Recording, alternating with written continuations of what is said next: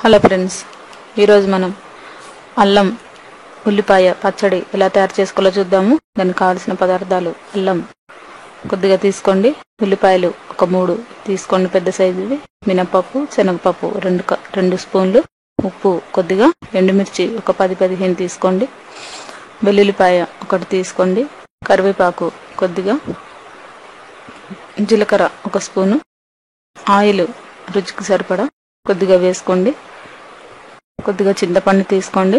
ముందుగా మనం కళాయిని వేడి చేసుకొని అందులో ఒక 4 స్పూన్లు ఆయిల్ వేసుకొని దాంట్లో మనం ఎండుమిర్చిని ఒక 1 మినిట్, మరీ ఎక్కువగా మాడకూడదు, ఒక 1 మినిట్ అలా వేయించుకున్న తర్వాత దాంట్లోనే మనం ఉల్లిపాయలు కూడా వేసుకొని ఒక 2 నిమిషాల పాటు వేయించుకోండి. దీంట్లోనే కొద్దిగా జీలకర్ర,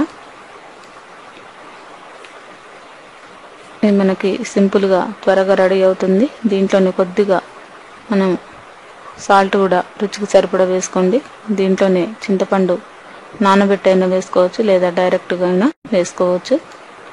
దీంట్లోనే కొద్దిగా కరివేపాకు వేసుకోండి.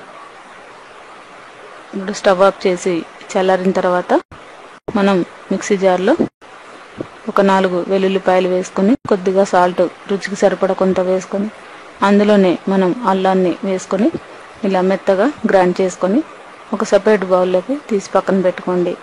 అలాగే మరొక బౌల్ తీసుకొని అందులో ఒక 3 స్పూన్ల ఆయిల్, ఒక ఎండుమిర్చి, జీలకర్ర, మినపప్పు, శనగపప్పు, కొద్దిగా కరివేపాకు, ఈ పోపుని మనం దీంట్లో ఈ చట్నీలో వేసుకోండి.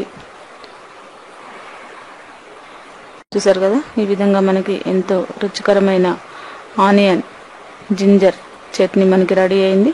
ఇది పెసరట్లోకి కానీ, దోశల్లోకి కానీ, ఇడ్లీలో కానీ చాలా టేస్ట్గా ఉంటుంది. ఈ రెసిపీని మీరు కూడా ట్రై చేసి చూడగలరు. ఈ రెసిపీ మీకు నచ్చినట్లయితే లైక్ చేయగలరు.